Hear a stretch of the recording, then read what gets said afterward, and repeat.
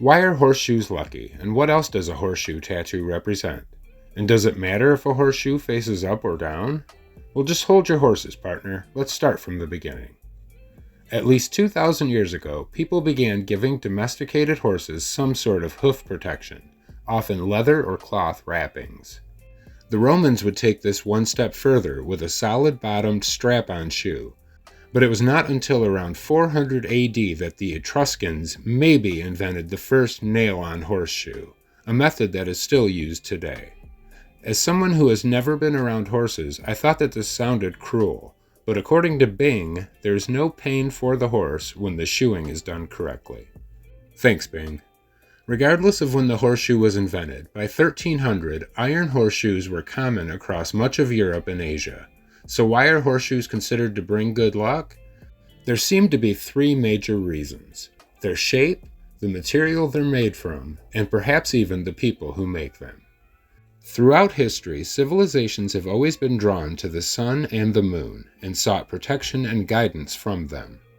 The crescent shape of the moon has long been tied to abundance and fertility, and even protection from the evil eye.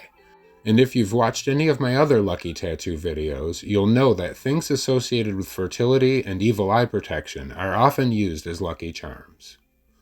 Around the time that iron horseshoes came into popularity, there was also a prevailing fear of witches, evil spirits, and malevolent fairies and other fey creatures.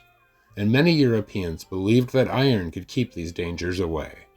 It has even been said that witches were so afraid of horseshoes that they chose to ride on brooms rather than horses. Bruh, horses can't fly though. Myth busted. Because of the many powers attributed to iron, it was often thought that the blacksmiths who forged this magical metal were perhaps a bit magical themselves. In Russia, blacksmiths were thought to use white magic to frighten off witches, and in many places, legends were told of mighty blacksmiths and their epic adventures, such as the European stories of Wayland the Master Blacksmith in Lord of the Elves, and the 10th century English tale of St. Dunstan. There are a few versions of Dunstan's story because eyewitness testimony can be so unreliable, but it seems that one day while Dunstan the blacksmith was at his forge making horseshoes, the devil appeared and demanded shoes for his own hooves. Dunstan obliged, using burning hot shoes and extra long nails. In one version, the devil was in so much pain that he ripped off the shoes and swore that he would never go near horseshoes again. While in another version, the devil begged for mercy and Dunstan agreed to release him, but only after he promised to avoid any home with a horseshoe hanging above the door. Dunstan was a musician, a scholar, and a monk, and would go on to become the Archbishop of Canterbury and eventually a saint. So I guess his story is canon. Get it? Subscribe for more comedy. In the past, horseshoes were hung on ships to offer protection from storms, disasters, and evil magic, and horseshoes were even nailed onto the coffins of suspected witches in order to prevent them from returning.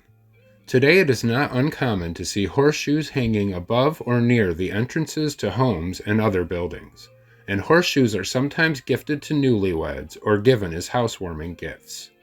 If you should happen to find a horseshoe in the wild, it is a sure sign of good luck to come. Just make sure that it isn't in somebody's yard, because that's probably from their game.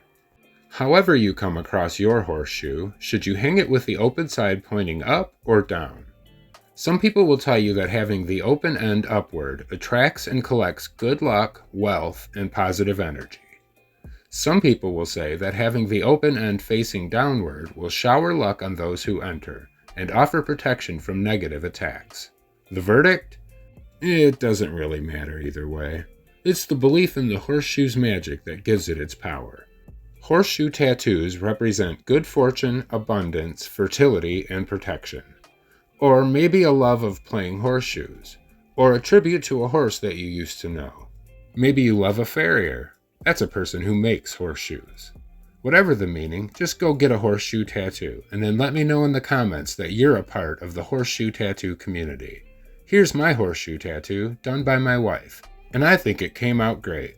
I truly am a lucky man. Thank you for watching, be sure to subscribe, and until next time, goodbye and good luck.